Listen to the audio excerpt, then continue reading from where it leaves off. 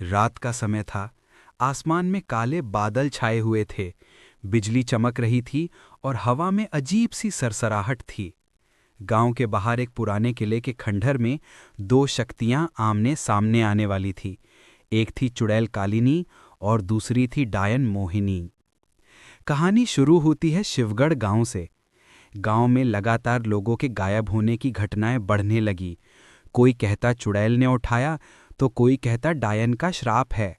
लेकिन असलियत ये थी कि दोनों एक दूसरे के इलाके में कदम रख चुकी थीं।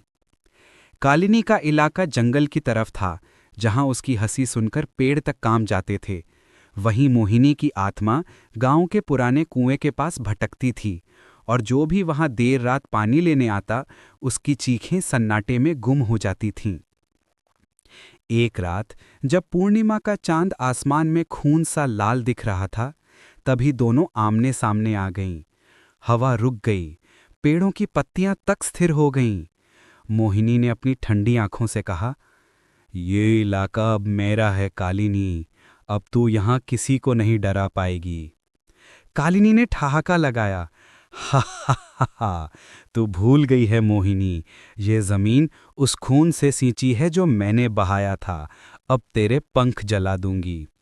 दोनों की चीखें टकराईं और अचानक हवा में बिजली कौंध गई। कालिनी ने अपने झाड़ू से आग की लपटें निकालीं, जबकि मोहिनी ने अपने लंबे बालों को जमीन पर फैलाकर उसे बांधने की कोशिश की। जंगल का हर पेड़ हिलने लगा, आसमान में काले पक्षी गोल गोल घूमने लगे। गांव की औरतें अपने घरों के दरवाजे बंद कर दुआएं मांगने लगी। लेकिन तभी किले के बीचों बीच पुरानी तंत्र मंत्र वाली किताब अपने आप खुल गई। उसमें से एक भयानक मंत्र गूंजा, जो बुराई से लड़े वही बुराई में समा जाए। दोनों ने एक दूसरे की ओर देखा और अचानक पूरी धरती कांप उठी।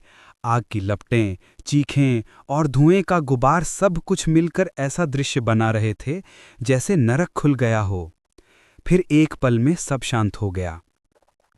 सुबह जब गांव वाले वहां पहुंचे तो खंडर के बीच बस एक जला हुआ झाड़ू और काले बालों की एक चोटी पड़ी थी। कोई नहीं जान पाया कि कौन जीती, चुड़ैल या डायन।